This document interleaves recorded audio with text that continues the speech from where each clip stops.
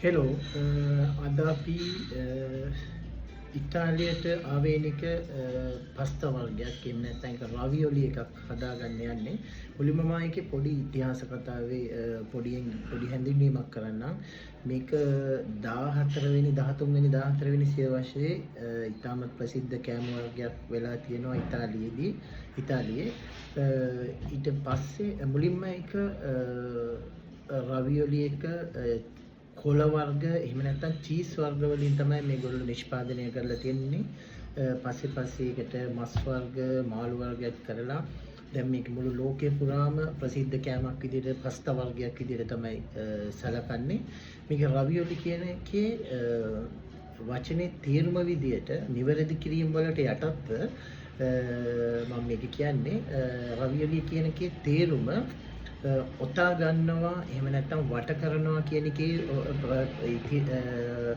ඉතාලි වචනයෙන් ආපු නමක් විදිහට තමයි මම ඉගෙනගෙන තියෙන්නේ. සමහර වෙලාවට ඒකේ වෙන වෙනස්කම් තියෙන්න පුළුවන්. එහෙම නැත්නම් තව අදහසක් තියෙනවා පිටි වලින් ඔතාගත්තු කියන අදහසක් තියෙනවා මේ රවියොලි කියන එකේ වචනේ තේරුම. අපි බලමු මේක කොහොමද හදාගන්නේ කියලා මුලින්ම.